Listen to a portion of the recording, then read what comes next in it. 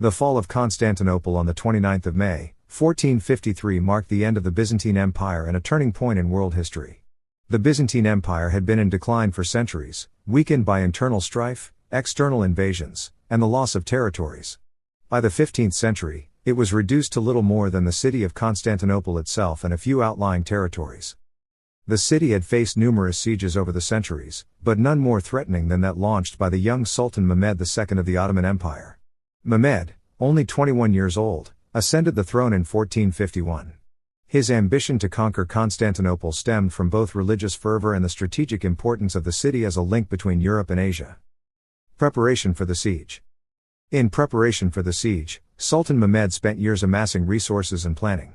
The Ottoman forces were far superior in number, estimated to be between 80,000 and 100,000 men, compared to the Byzantine defenders, who numbered around 7,000, including a few hundred foreign mercenaries.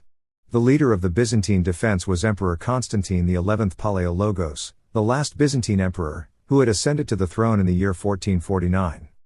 Mehmed built a massive fortress called Rumeli Hisar on the European side of the Bosporus Strait in 1452, cutting off Constantinople from aid coming from the Black Sea. He also assembled a formidable artillery corps, including the giant cannon designed by the Hungarian engineer Urban.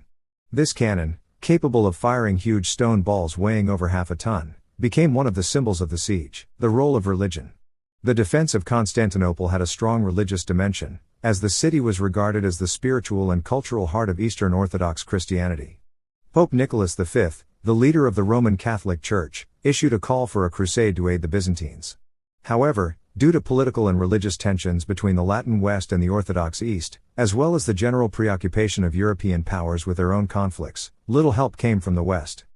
Only a few ships and soldiers from Genoa and Venice, both of which had economic interests in the region, reached Constantinople.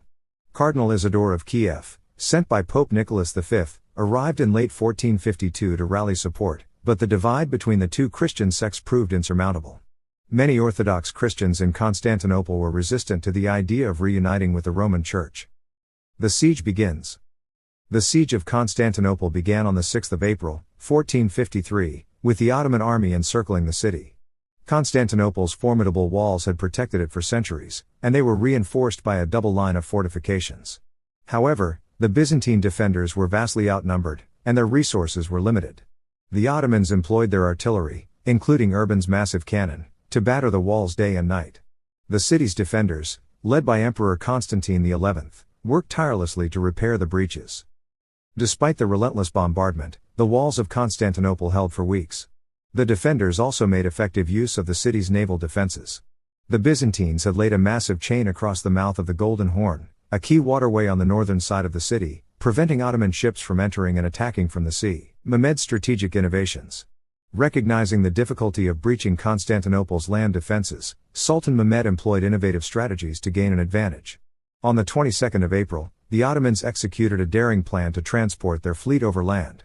They hauled their ships across the hills north of the city and into the waters of the Golden Horn, bypassing the chain and bringing their navy into direct contact with the city's northern walls. This maneuver shocked the defenders and forced them to divert troops to the Golden Horn, weakening their defenses elsewhere.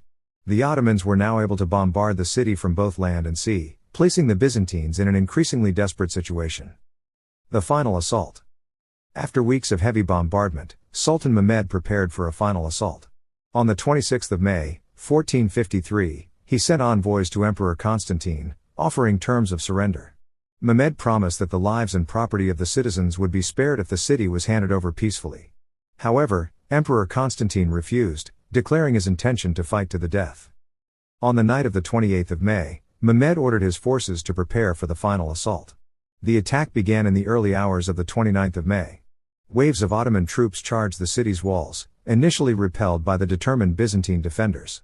However, a crucial turning point came when the Ottomans discovered a small, undefended gate known as the Kirkoporta, which had been left open. Ottoman soldiers poured through the gate, and soon the city's defenses crumbled. The fall of Constantinople. By midday on the 29th of May, 1453, Constantinople had fallen. Emperor Constantine XI is believed to have died in the fighting, though his exact fate remains uncertain. His death marked the end of the Byzantine Empire, which had lasted for over a millennium since the founding of Constantinople by Emperor Constantine I in the year 330. Sultan Mehmed II rode into the city later that day and declared himself its conqueror. He ordered that the Hagia Sophia, the grand church that had stood as the symbol of Eastern Orthodoxy for nearly 1,000 years, be converted into a mosque. Mehmed's conquest of Constantinople cemented his reputation as a great military leader and earned him the title the Conqueror. Aftermath and legacy. The fall of Constantinople had profound consequences for both the Christian and Muslim worlds. For the Muslim world, it was a triumphant victory that solidified Ottoman control over the eastern Mediterranean and established the Ottomans as the dominant power in the region. Mehmed II made Constantinople the capital of his empire, and it remained so for centuries under the name Istanbul. For Christian Europe, the fall of Constantinople was a devastating blow. It symbolized the end of the Byzantine Empire, which had served as a bulwark against Muslim expansion into Europe for centuries. The loss of the city also disrupted trade routes between Europe and Asia, prompting European powers to seek new ways to reach the East. This search for alternative routes played a significant role in the age of exploration, as explorers like Christopher Columbus and Vasco da Gama sought new passages to India and the Americas. The fall of Constantinople also had a significant impact on the Renaissance. Many scholars and artists from the Byzantine Empire fled to Italy, bringing with them knowledge and manuscripts that had been preserved in Constantinople for centuries. This influx of knowledge helped fuel the revival of classical learning that was already underway in Western Europe. The religious impact. The fall of Constantinople also deepened the schism between the Roman Catholic and Eastern Orthodox churches.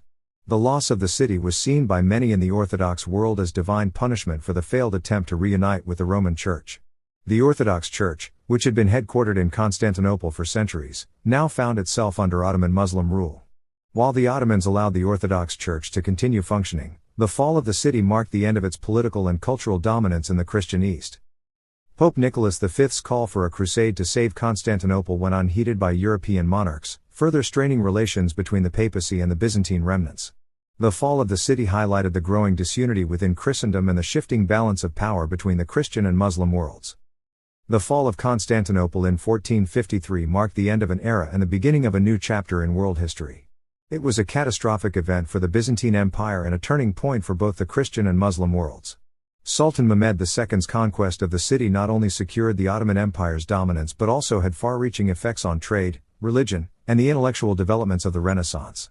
The legacy of the fall of Constantinople continues to resonate in modern history as one of the most pivotal events of the Middle Ages.